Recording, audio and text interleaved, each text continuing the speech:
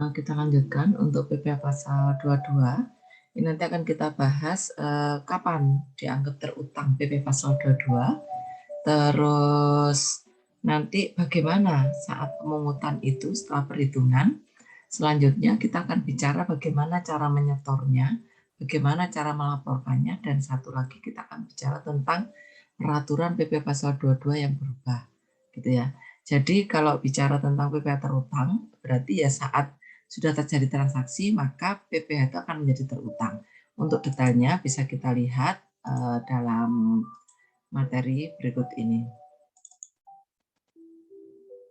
Kita bahas mengenai saat terutang dan pelunasan PPh pasal 22. Yang pertama, atas impor barang terutang dan dilunasi bersamaan dengan saat pembayaran bea masuk.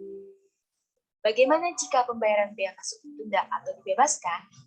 Maka PPh pasal 22 terutang dan dilunasi pada saat penyelesaian dokumen pemberitahuan impor barang atau PIB.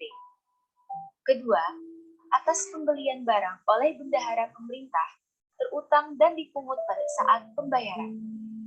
Yang ketiga, atas penjualan hasil produksi industri tertentu terutang dan dipungut pada saat penjualan. Yang keempat, atas penjualan bahan bakar minyak, bahan bakar gas, dan pelumas dipungut pada saat penerbitan surat perintah pengeluaran barang atau delivery order.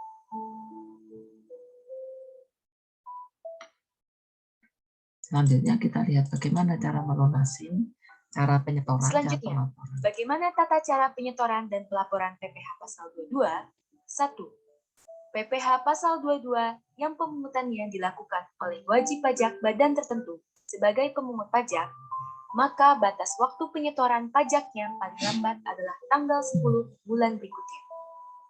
Dan SPT masa PPh 22 dilaporkan paling lambat tanggal 20 bulan berikutnya. 2. PPh pasal 22 atas impor disetor bersamaan dengan saat pembayaran bea masuk.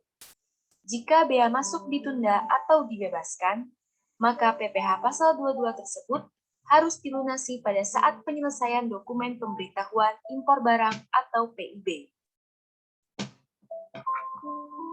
3. PPh pasal 22 atas impor yang dipungut oleh DJBC disetorkan 1 hari kerja setelah dilakukan pemungutan pajak. Dan SPT masa PPh 22 dilaporkan secara mingguan paling lama pada hari kerja terakhir minggu berikutnya. 4. PPh pasal 22 yang dipungut olai bendahara pemerintah disetorkan 7 hari setelah tanggal pelaksanaan pembayaran. Dan SPT masa PPh 22 dilaporkan paling lama tanggal 14 bulan berikutnya. Ada beberapa perubahan yang nanti terjadi di PPh pasal 22 khususnya untuk tarif, gitu ya. Tarif PPh pasal 22 impor berdasarkan PMK nomor 110 tahun 2018. Untuk melakukan pengendalian impor, pemerintah mengeluarkan kebijakan baru melalui PMK 110 tahun 2018 yang merupakan perubahan atas rancangan PMK nomor 34 tahun 2017 tentang pemungutan PPh pasal 22 sehubungan dengan pembayaran atas penyerahan barang dan kegiatan di bidang impor atau kegiatan usaha di bidang lain. Penyesuaian tarif PPh pasal 22 impor ini dilakukan terhadap 1.147 pos tarif yang rinciannya sebagai berikut. Pertama, 210 item komoditas, tarif PPh pasal 22-nya naik dari 7,5% menjadi 10%. Termasuk dalam kategori ini adalah barang mewah, seperti mobil completely built up atau CBU, motor besar, dan laptop. Kedua, 218 item komoditas, tarif PPh pasal 22-nya naik dari 2,5% menjadi 10%.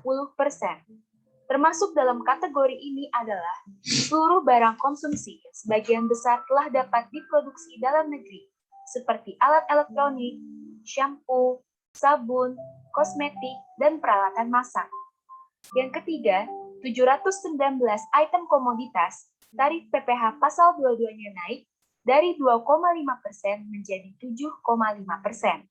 Termasuk dalam kategori ini, seluruh barang yang digunakan dalam proses konsumsi dan keperluan lainnya, seperti produk makanan, minuman olahan, bahan bangunan, produk tekstil seperti polo shirt atau swimwear. Untuk ketentuan lebih lanjut, diatur dalam lampiran PMK nomor 110 tahun 2018.